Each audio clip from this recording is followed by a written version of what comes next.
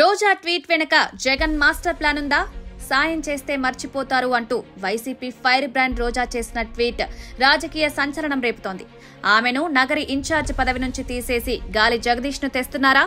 వైసీపీలో రోజా స్థానం తగ్గిపోయిందా? ఆర్కే రోజా ఈ పేరు వింటే ఒకప్పుడు స్టార్ హీరోయిన్ గా, ఇప్పుడు రాజకీయాల్లో ఫైర్ బ్రాండ్ గా గుర్తొస్తుంది. తెలుగుదేశం పార్టీతో రాజకీయ జీవితం స్టార్ట్ చేసిన రోజా చంద్రగిరి, నగరిలో పోటీ చేసి ఓడిపోయింది. ఆ తర్వాత కాంగ్రెస్, అక్కడి నుంచి వైసీపీలోకి జంప్ చేసింది.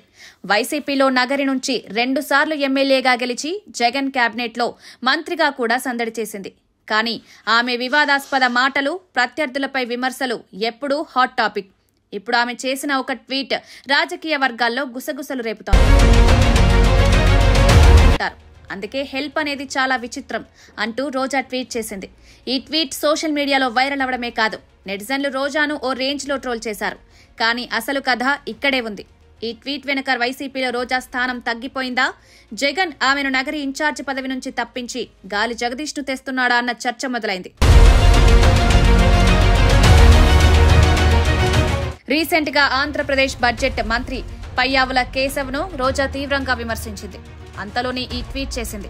దీని వెనక నగరి నియోజకవర్గ ఇన్ఛార్జిగా రోజా స్థానంలో గాలి జగదీష్ ను తీసుకురావాలని జగన్ ప్లాన్ చేస్తున్నాడన్న టాక్ జోరందుకుంది. గాలి జగదీష్ చేరికకు ముహూర్తం కూడా ఖరారైందంటున్నారు. అంతేకాదు, జగన్ రోజాకు ఈ విషయం క్లియర్ గా చెప్పేశాడని, అందుకే రోజా నైరాస్యంలో ఈ ట్వీట్ వేసిందని పరిశీలకులు అంటున్నారు. అసలు 2024 ఎన్నికల్లో రోజాకు టికెట్ ఇవ్వాలని జగన్ అనుకోలేదని, ఆమెపై పార్టీలోనూ నియోజకవర్గంలోనూ వ్యతిరేకత ఉందని భావించాడని అప్పట్లో చర్చ జరిగింది.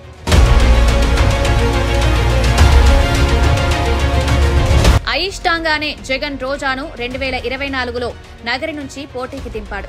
కానీ ఆమె ఘోరంగా ఓడిపోయింది. ఆ ఎన్నికల్లో తెలుగుదేశం అభ్యర్థి గాలి భానుప్రకాష్ చేతిలో రోజా చిత్తైంది.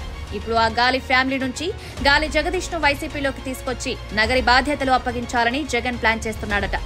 ఒకే దెబ్బకు 2 పిట్టలు. రోజాను తప్పించడంతో పాటు తెలుగుదేశం బలాన్ని దెబ్బతీయడమే జగన్ వ్యూహంగా అంటున్నారు. ఈ నేపథ్యంలోనే రోజా వైరాగ్యంలో ఈ హెల్ప్ ట్వీట్ వేసిందని అంటున్నారు.